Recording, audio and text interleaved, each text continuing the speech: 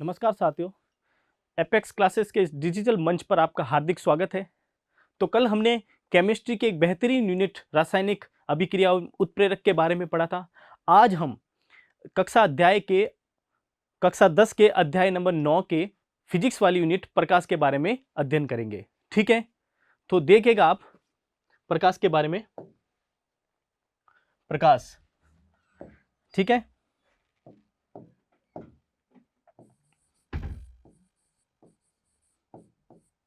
यानी light. Okay, Prakash Prakash एक ऊर्जा है। क्या है? एक ऊर्जा है, एक एनर्जी है जो स्वयं तो क्या रहता है, अदृश्य रहता है, पर अन्य वस्तुओं को दृश्यमान करता है। अन्य वस्तुओं को क्या करता है? दृश्यमान करता है। देखिएगा आप कैसे। मैं लिखूं, प्रकाश एक ऊर्जा का रूप है। क्या है? प्रकाश एक ऊर्जा का रूप है जो स्वयं तो क्या रहता है, अदृश्य रहता है। स्वयं तो क्या रहता है, अदृश्य रहता है, और दूसरों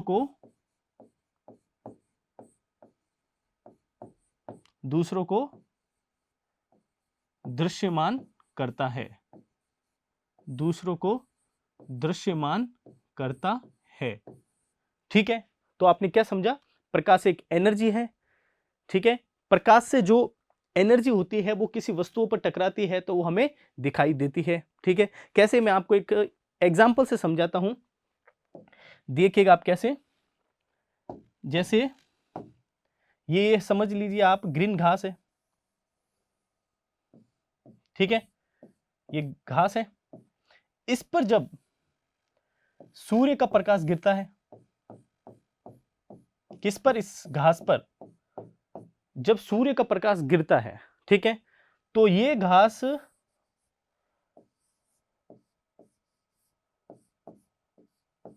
हमारी आंखों पर परावर्तित होती है। हमारी आंखों के रेटिना भाग पर। किस भाग पर? आंख के, मैं यहां लिखता हूं, आंख के रेटिना भाग पर। आंख के रेटिना भाग पर परावर्तित होती है। परावर्तित होती है। ठीक है, जब ये परावर्तित होती है, जिससे हमें दिखाई देता है। ठीक है, दिखाई देता है। जैसे आप देख रहे हो यहां पर घास पर जो सूर्य के प्रकाश की किरणें गिर रही है, किसी लाइट की रोशनी उस पर आ रही है, इस घास पर। ठीक है, इस कारण ये घास हमें हरी दिखाई दे रही है। कैसा रंग दिखाई दे रहा है हमें? इसका हरा रंग दिखाई दे रहा है, ग्रीन कलर दिखाई दे रहा है, यानी कि हरा रंग हमें दिखाई दे रहा है। ठीक है, समझ गए आप? जैसे किसी वस्तु पर प्रकाश की किरण आएगी तभी वहां से परावर्तित होकर वो हमें दिखाई देती है। अंधेरे कमरे में हम किसी वस्तु को नहीं देख सकते क्योंकि वहां प्रकाश नहीं है। ठीक है, समझे आप इस बात को? प्रकाश का क्या उपयोगी रहता है जीवन में, ये बात इससे हमें समझ में आती है। ठीक है, तो आगे आप देखें, मैं लिखूं आगे।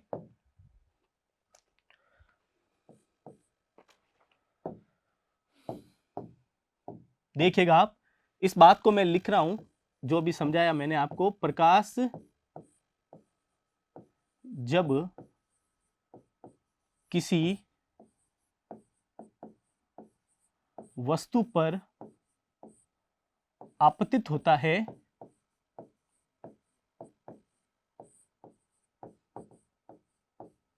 आपतित होता है, तब वह वस्तु पर परावर्तित होकर हमें दिखाई देता है। ठीक है, हमें दिखाई देता है। ओके, समझ गए आप इस बात को। इसके आगे हम देखें तो कुछ वैज्ञानिक थे जिन्होंने प्रकाश को तरंग बताया, किसी ने प्रकाश को कण बताया, किसी ने प्रकाश को तरंग और कण तीनों ही बताया। तो उन वैज्ञानिकों के बारे में देखिए, उनकी क्या क्या अवधारणाएं थी, उनके क्या क्या मत थे प्रकाश के बारे में। तो आप देखिए, सबसे पहले मैं नाम लूं तो सबसे पहले मैं नाम लेता हूं हाइगेंस का। किनका? हाइगेंस का। हाइगेंस नामक वैज्ञानिक। ठीक है, उसके बाद मैं नाम लूं न्यूटन का, और तीसरा मैं नाम लेता हूं डी ब्रोगली का। ओके, तो देखिए आप यहां पर हाइगेंस नामक वैज्ञानिक ने क्या बताया। सर्वप्रथम प्रकाश के बारे में इन्होंने बताया, प्रकाश एक तरंग के रूप में कार्य करता है। क्या कार्य करता है? प्रकाश एक तरंग के रूप में आगे बढ़ता है, तरंग के रूप में संचारित होता है, तरंग के रूप में वो किसी वस्तु को दृश्यमान करता है। तो हाइगेंस ने क्या बताया? प्रकाश एक तरंग के रूप में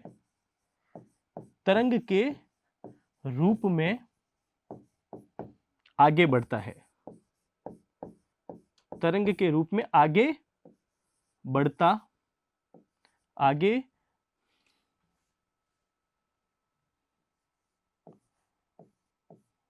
तरंग के रूप में आगे बढ़ता है। ठीक है, क्या बताया हाइगेंस नामक वैज्ञानिक ने? प्रकाश एक तरंग के रूप में आगे बढ़ता है। फिर इनके बाद न्यूटन नामक वैज्ञानिक ने क्या बताया? प्रकाश कण के रूप में, किस फॉर्म में? कण के रूप में आगे बढ़ता है। किस रूप में आगे बढ़ता है? कण के रूप में। ओके, फिर मैं बात करूं डी ब्रोगली, इनका एक सिद्धांत था। उस सिद्धांत में इन्होंने क्या प्रस्तावित किया?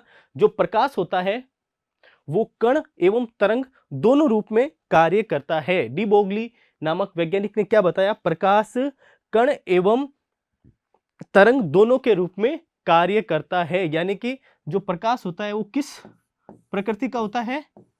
वो ड्यूल नेचर का होता है। वो ड्यूल नेचर का होता है। वो किस नेचर का होता है? ड्यूल नेचर का होता है। कौन? प्रकाश। ठीक है, यानी कि डी ब्रोगली जी ने क्या बताया? प्रकाश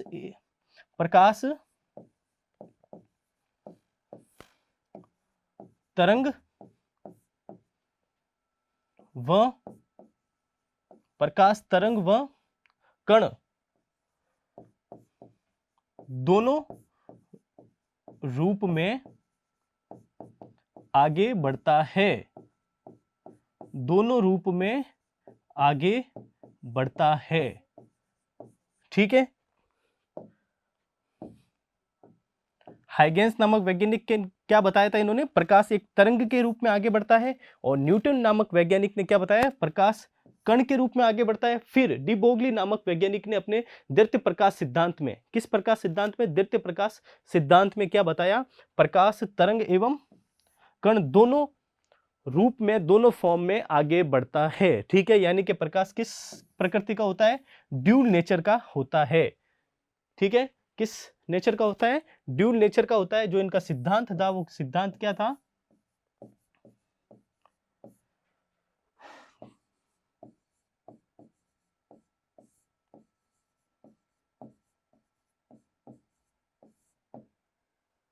ठीक है, द्वितीय प्रकाश सिद्धांत। अब आगे देखें। ठीक है, ये जो वैज्ञानिक थे हाइगेंस, न्यूटन और डी ब्रोगली, ठीक है, इन्होंने प्रकाश की प्रकृति बताई। अब जो हाइगेंस नामक वैज्ञानिक थे, देखिएगा आप,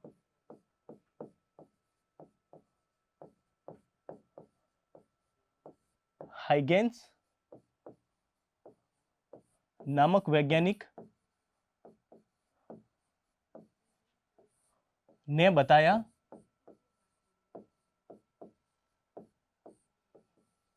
कि प्रकाश अनुप्रस्थ तरंगों के रूप में होता है। किस रूप में होता है?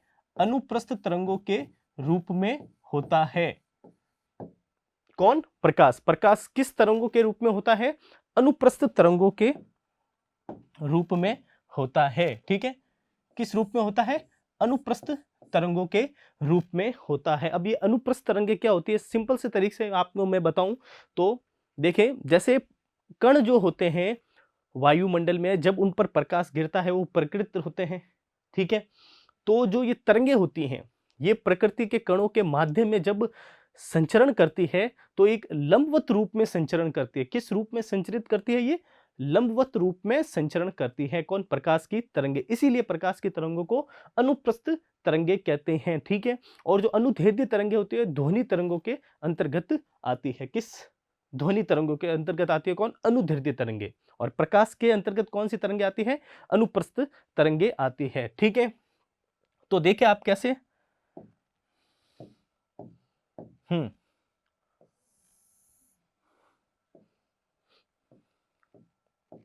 जैसे मैं आपको यहां बताऊं, जो प्रकाश की तरंगे होती है वो इस कंडीशन में आगे बढ़ती है। ठीक है, ये कैसी प्रकृति होती है? ये अनुदैर्ध्य तरंगों की प्रकृति होती है प्रकाश की। ठीक है, प्रकाश यूं आगे बढ़ता है, पर हम देखें तो वायुमंडल में प्रकाश जो आगे बढ़ता हुआ हमें दिखाई देता है वो कैसा दिखाई देता है? सीधा दिखाई देता है। इस तरीके से किरणों से हमें प्रकाश आगे बढ़ता हुआ दिखाई देता है। पर जैसा डी ब्रोगली जी नामक वैज्ञानिक ने बताया, क्या बताया? प्रकाश तरंग एवं कण दोनों रूपों में आगे संचरित होता है। तो हम इनको देखें तो बहुत सूक्ष्म और छोटी मात्रा में ये इस रूप में आगे बढ़ते हैं और हमें कैसे वो सीधी दिखाई देती है। पर रियलिटी में देखें तो प्रकाश इस तरंग के फॉर्म में आगे बढ़ते हैं। ठीक है, आगे आप देखें तो ये मैंने क्या बताया? अनुप्रस्थ तरंगे, यानी कि इसके लंबवत आगे बढ़ती है। ठीक है, आगे आप देखें। ठीक है, तो यहां एक शब्द आता है तरंग दैर्ध्य। क्या शब्द आता है? तरंग दैर्ध्य। प्रकाश का जो तरंग दैर्ध्य होता है वो लगभग 10 आर्मस्ट्रांग से 3800 आर्मस्ट्रांग तक होता है। ठीक है, प्रकाश का तरंग दैर्ध्य। पर मैं यहां बात करूं प्रकाश का तरंग दैर्ध्य की परिभाषा की बात करूं, जो ये प्रकाश का एक कण है। ठीक है, प्रकाश का ये जो एक कण है, एक चक्कर लगाने में, अपना एक चक्कर लगाने में, देखिएगा आप कैसे, अपना एक चक्कर लगाने में जो समय इनको लगता है, ये प्रकाश का कण है, आप समझ लीजिएगा। ये प्रकाश का कण यहां से शुरू होकर यहां तक वापस आता है, इस स्थिति तक। ये इसकी क्या रहती है? वेवलेंथ रहती है। क्या रहती है? इसकी वेवलेंथ रहती है, यानी कि तरंग दैर्ध्य रहती है। यानी कि मैं इसकी परिभाषा लिखूं तो क्या लिखूंगा? प्रकाश के तरंग के रूप में कण का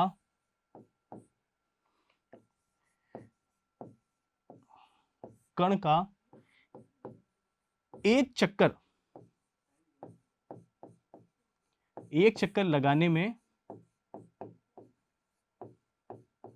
लगा समय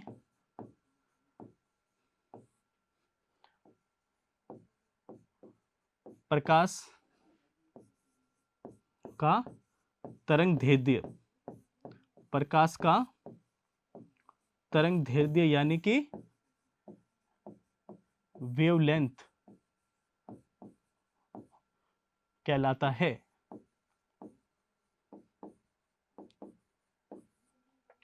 ठीक है, समझ गए आप?